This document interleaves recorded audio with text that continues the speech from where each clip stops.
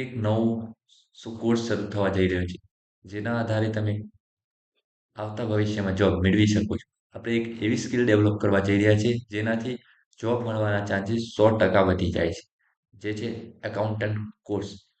આ આપણો કોર્સ હશે, જેમાં પહેલા આપણે બેઝિક ઓફ અકાઉન્ટિંગ શીખીશું, એના પછી ટેલી પ્રાઇમ શીખીશું, એના પછી જીએસટી અને ઇન્કમ ટેક્સ. આ રીતે આખો કોર્સ કમ્પ્લીટ થશે, ત્યારે તમે પરફેક્ટ એકાઉન્ટન્ટ તરીકે ગમે ત્યાં જોબ મેળવી શકો છો. સાથે સાથે તમે પોતે પણ ટેક્સ કન્સલ્ટન્ટની ફર્મ ખોલી અને તમારા મિત્રો છે, તમારા સગા સંબંધી છે, આજુબાજુ ગમે ત્યાં આનો એક ટેક્સ કન્સલ્ટન્ટની ફર્મ ખોલી અને જોબની આવક મેળવી શકો છો. આ રીતે પણ તમને ફાયદામંદ થશે. અને સાથે સાથે તમે કોઈ પણ જગ્યાએ જોયું હશે, અત્યારે માર્કેટિંગમાં એકાઉન્ટન્ટની કેટલી પણ વેકન્સીઓ ખાલી છે. તમે ઓનલાઈન સર્ચ મારશો તો ઘણી બધી, મેં આજનો જ સર્ચ માર્યું તો 15,000 જેટલી જોબ એકાઉન્ટન્ટની ઓલ ઓફ ઇન્ડિયામાં ખાલી છે. એટલા બધા એકાઉન્ટન્ટની જરૂર છે. તો અને ભવિષ્યમાં પણ જીએસટી છે, ઇન્કમ ટેક્સ છે, આ બધા ટોપિક માટે એકાઉન્ટન્ટની જરૂર પડવાની છે. તો આજથી આપણે એક નવો કોર્સ શરૂ કરવા જઈ રહ્યા છે, જેમાં આપણે એકાઉન્ટિંગ વિશે શીખીશું. એમાં પહેલો આજનો જ આપણો લેક્ચર હશે બેઝિક ઓફ અકાઉન્ટિંગ. એના પછી આ બેઝિક ઓફ અકાઉન્ટિંગ કમ્પ્લીટ થઈ જાય, એના પછી ટેલી પ્રાઇમ હશે. ટેલી પ્રાઇમ આપણે કમ્પ્લીટ શીખી ગયા પછી આપણે કોઈ પણ જગ્યાએ એકાઉન્ટિંગની જોબ કરી શકીએ છીએ. પણ ટેલી પ્રાઇમ શીખ્યા પછી આપણે વધારે જોબમાં આવક મેળવવી હોય તો જીએસટી અને ઇન્કમ ટેક્સ પણ શીખવું જરૂરી છે. તો સાથે સાથે જોબ કરતાં કરતાં તમે જીએસટી અને ઇન્કમ ટેક્સનું નોલેજ પણ લઈ શકો છો. પણ જો તમે બેઝિક ઓફ અકાઉન્ટિંગ અને ટેલી પ્રાઇમ આ બંને વસ્તુ શીખી અને માર્કેટમાં જોબ શોધવા જશો તો જોબ 100% મળી જશે. તો ચાલો આજની આપણે જર્ની શરૂ કરીએ. અને વિડીયો શરૂ કરતા પહેલા મિત્રો તમને એક ખાસ સૂચના છે. આ કોર્સ દ્વારા જો તમે જોબ માર્કેટમાં મેળવો તો અમારી ચેનલને વધારે ને વધારે શેર કરવાનું જવાબદારી તમારી. જોબ મેળવવાની તમારી જવાબદારી છે મિત્રો. અમે પ્રયત્ન કરીશું કે અમે તમને સ્કિલ ડેવલપ કરી આપીએ. પછી તમારી સ્કિલના આધારે તમે ગમે ત્યાં જોબ મેળવી શકો છો. જો તમને જોબ મળી જાય તો એક વસ્તુ કરવાની છે. આ ચેનલના કોમેન્ટ બોક્સમાં તમારે જાણ કરી દેવાની છે. એટલે અમે તમને પણ એક સરસ મજાની ગિફ્ટ આપીશું. અને અમને પણ એક ખુશી થશે કે અમે જે યુટ્યુબ પર ફ્રી અભ્યાસ કરાવીએ છીએ, આ કોર્સ કમ્પ્લીટ કર્યો છે, એના પછી તમને જોબ મળી રહી છે કે નહીં. ભવિષ્યમાં આ કોર્સ અમે લાવ્યા કે નહીં લાવ્યા એની પણ અમને ખબર પડશે. તો ચાલો આજનો કોર્સ શરૂ કરીએ. એના પહેલાં મિત્રો તમારા બધાને એક પ્રશ્ન હશે, થંબનેલમાં જોયું હશે કે આ કોર્સ ખાલી કોમર્સવાળા નહીં, આર્ટ્સ અને સાયન્સ કોઈ પણ વિદ્યાર્થી કરી શકે છે. આનું શું કારણ? અમે ઘણા બધા સીએ જોડેથી આ કોર્સ ડિઝાઇન કરાવ્યો છે. એના પછી અમે એક તર્ક પર પહોંચ્યા છે કે આ કોર્સ ખાલી કોમર્સવાળો વિદ્યાર્થી નથી કરી શકતો, દરેક વિદ્યાર્થી કરી શકે છે. જે આર્ટ્સમાંથી હોય, સાયન્સમાંથી હોય કે પછી કોમર્સમાંથી હોય. એ 12 પાસ કરેલો હોવો જોઈએ. હા, પણ એને બેઝિક ઓફ અકાઉન્ટિંગનું નોલેજ નહીં હોય ને, એ આ કોર્સમાં આપણે પહેલો ટોપિક હશે basic of accounting, A complete કરીશું. જેથી આર્ટ્સવાળો, સાયન્સવાળો, કોમર્સવાળો દરેકને એકાઉન્ટિંગનું નોલેજ મળી જાય. એના પછી આપણે ટેલી પ્રાઇમ શીખીશું અને એના પછી જીએસટી અને પછી ઇન્કમ ટેક્સ. આ રીતે આખું કોર્સ કમ્પ્લીટ થશે. હવે એક પ્રશ્ન હશે કે આમાં કઈ કઈ સ્કિલની રિક્વાયરમેન્ટ હોય છે. તમારી પાસે બેઝિક ઓફ કોમ્પ્યુટર નોલેજ હોવું જરૂરી છે. થોડું ઘણું કોમ્પ્યુટરનું નોલેજ, કઈ રીતે કોમ્પ્યુટર શરૂ કરવું, કઈ રીતે કોમ્પ્યુટર બંધ કરવું, આ બધાનું નોલેજ તમારી પાસે હોવું જોઈએ. સાથે સાથે basic knowledge of English. English તમે બોલી નથી શકતા ચાલશે, પણ થોડું ઘણું તો નોલેજ હોવું જોઈએ. જે રીતે ઇંગ્લિશનું સ્પેલિંગ છે, પરચેઝનું સ્પેલિંગ છે, સેલનું સ્પેલિંગ છે, ઇનડાયરેક્ટ ઇન્કમ કઈ, ફિક્સ એસેટ કઈ, આ બધા થોડા થોડા શબ્દો ઇંગ્લિશના આવડવા જોઈએ. અને એ ના આવડતા હોય તો પણ કંઈ વાંધો નહીં. આ 3 સ્કિલ ડેવલપ કરવાની જવાબદારી મારી. પણ સાથે સાથે તમારે મારી સાથે પ્રેક્ટિસ કરવી પડશે. સાથે સાથે basic knowledge of typing. Typing knowledge કેમ હોવું જોઈએ મિત્રો? આપણે જોતા હશું જીએસટી રિટર્ન ફાઇલિંગ છે કે ઇન્કમ ટેક્સ છે. અમુક સમય મર્યાદામાં આપણે એમના બિલો તૈયાર કરી રિટર્ન ફાઇલ કરવાનું હોય છે. એના માટે આપણી પાસે થોડી સ્પીડ હોવી જોઈએ. અકાઉન્ટિંગનું કામ છે જલ્દીથી કરી આપવું, સ્પીડથી કામ કરવું. એના માટે આપણી પાસે થોડી સ્પીડ હોવી જોઈએ. સાથે પ્રેક્ટિસ કરીશું તો સ્પીડ પણ ડેવલપ થઈ જશે. તો આપણે જે વસ્તુ શીખવા જઈ રહ્યા છીએ એનું આ પહેલો ડેમોન્સ્ટ્રેશન જેવું હશે, પહેલો વિડીયો હશે. તમે જુઓ, એન્જોય કરો. What is Tally prime? તમારા મનમાં એક પ્રશ્ન છે, ટેલી પ્રાઇમ એટલે શું? તમારામાંથી ઘણા બધા વિદ્યાર્થીઓ ટેલી પ્રાઇમ એટલે શું એ સાંભળ્યું હશે. ઘણા બધા નવા હશે જેને સાંભળ્યું નહીં. ટેલી પ્રાઇમ એક એકાઉન્ટિંગ સોફ્ટવેર છે જેને એકાઉન્ટિંગના કામ કરવા માટે યુઝ કરવામાં આવે. હવે ટેલી પ્રાઇમ એક એવું સોફ્ટવેર છે એકાઉન્ટિંગના કામ કરવા માટે યુઝ કરવામાં. તો પહેલો જ પ્રશ્ન થયો સોફ્ટવેર એટલે શું? તો આપણે એક ઉદાહરણ દ્વારા સમજીએ સોફ્ટવેર એટલે શું. તમારી સામે એક એક્ઝામ્પલ છે 35.25 થી +45.25 આનો જવાબ આપવાનો છે મિત્રો. તો તમે અત્યારે બધા દરેકે પોતાના મોબાઈલમાં એક વસ્તુ ખોલી હશે કેલ્ક્યુલેટર અને આનો જવાબ ટાઈપ કરી અને જવાબ મેળવી દીધો. કેટલી ઝડપથી તમે મિત્રો કેલ્ક્યુલેટરની મદદથી જવાબ મેળવી દીધો. જાતે ઘરમાં બેઠા હો તો ટાઈમ લાગો પણ તમે આ કેલ્ક્યુલેટર જેવા સોફ્ટવેરનો ઉપયોગ કરી અને આસાનીથી જવાબ મેળવી દીધો.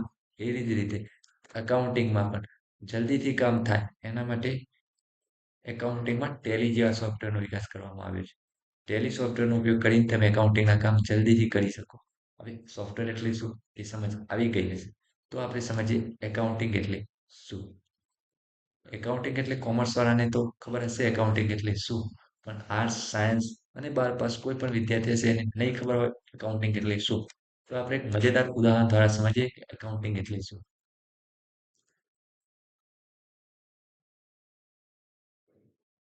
આ મિસ્ટર રામ છે.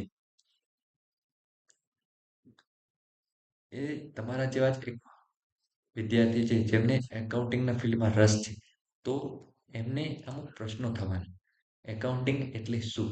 અને આપણે જે ફર્મમાં કે કંપનીમાં એકાઉન્ટિંગનું કામ કરવા જઈ રહ્યા છે ત્યાં આપણો રોલ શું હશે? આપણું કામ શું હશે? આ રીતના તમારા મનમાં પણ પ્રશ્નો હશે અને આ ભાઈના મનમાં પણ પ્રશ્નો છે. તો ચાલો આમને પણ શીખવાડી દઈએ એકાઉન્ટિંગ એટલે શું અને તમને પણ શીખવાડી દઈએ એકાઉન્ટિંગ એટલે શું. હવે આ એક શોપ છે. તમારામાંથી મોહનભાઈ નામની આ એક શોપ છે. તો એમની શોપમાં ઘણા બધા વ્યવહારો થવાના. કોઈ પણ શોપ હવે એક સમજીએ કે કાપડની દુકાન ખોલી આ કાપડની શોપ છે, ક્લોથની શોપ છે.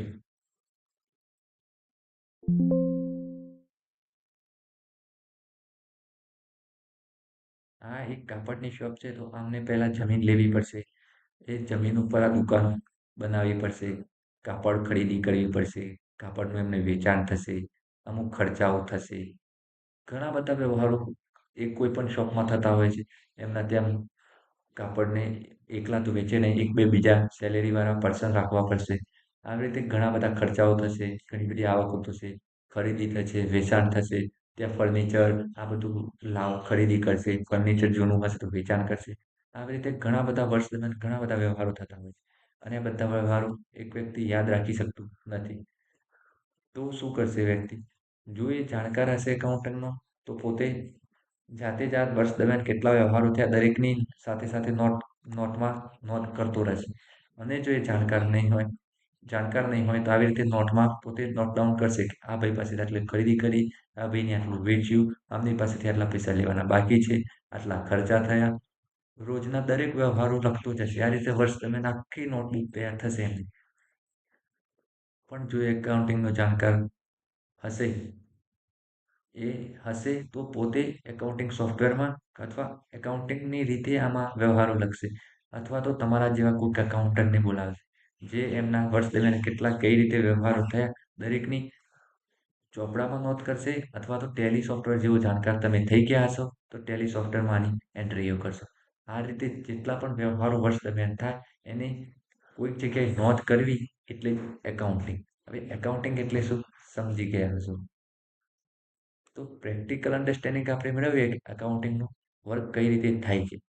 એ ભાઈએ જેટલા પણ વ્યવહારો થયા એ બધા એક ચોપડામાં નોંધ કર્યા હશે. એમાંથી તમે ટેલી એકાઉન્ટિંગમાં આની જનરલ એન્ટ્રી કરવાની.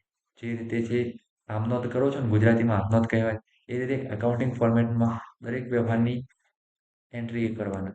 એના પછી તમારી સામે અમુક અમુક બોક્સ દેખાય છે.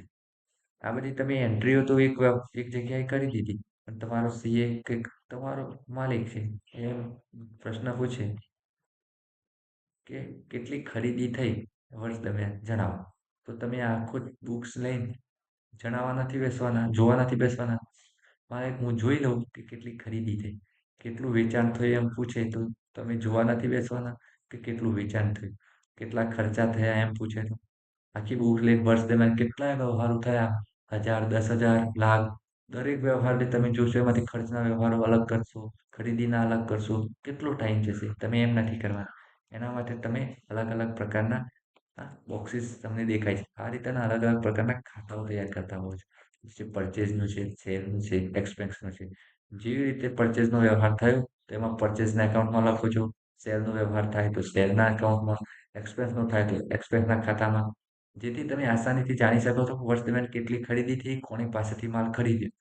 એક જ ખાતું તમારે ખોલવાનું પરચેઝનું, એની અંદર બધી જ ખરીદીની ડિટેલ્સ મળી જાય. એવી રીતે સેલનું બનાવેલું હશે તો સેલમાં પણ બધી ડિટેલ્સ મળી જતી હોય છે. એક્સપેન્સનું હશે, ઇન્કમનું હશે, જેટલા પણ પ્રકારના ખાતા તમે બનાવ્યા હશે એ ખાતાઓમાં જઈ અને પ્રોપર જે માહિતી જોઈએ છે તમને એ મળી જશે. વર્ષ દરમિયાન કેટલી ખરીદી થઈ જોતું હોય તો પરચેઝ એકાઉન્ટમાં જઈ અને તમે એની માહિતી મેળવી શકો છો.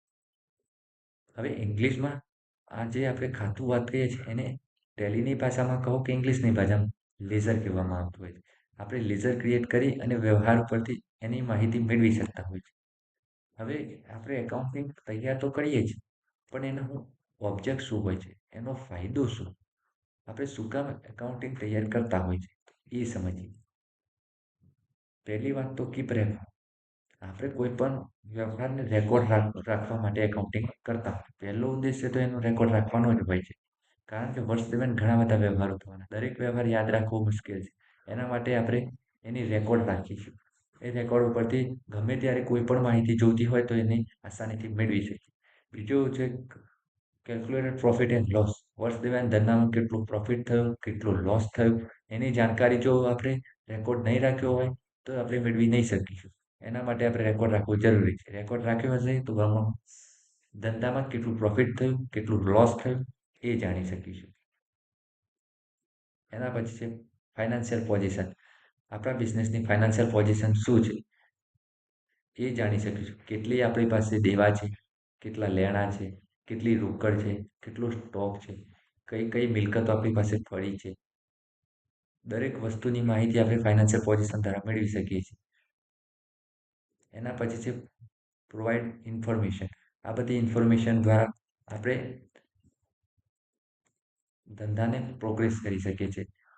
ધંધામાં કેટલો નફો થયો કે નુકસાન થયું એ જાણી અને આપણે જો આ ધંધામાં બીજો ધંધો કરવો કે નહીં, આ ધંધામાં કયા કારણોસર લોસ થાય છે એને શોધી અને આવતી વખત કઈ રીતે પ્રોફિટ કરી શકીએ એનું એનાલિસિસ કરી શકીએ છીએ.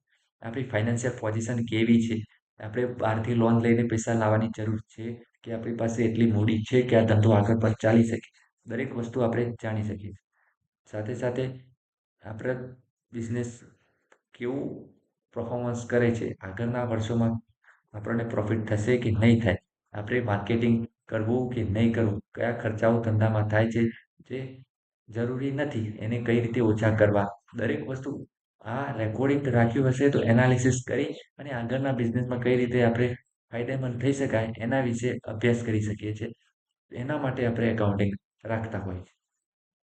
એકાઉન્ટિંગ રાખવાના ઘણા બધા ફાયદાઓ છે, પણ મેજર ફાયદાઓ આ જ હોય છે.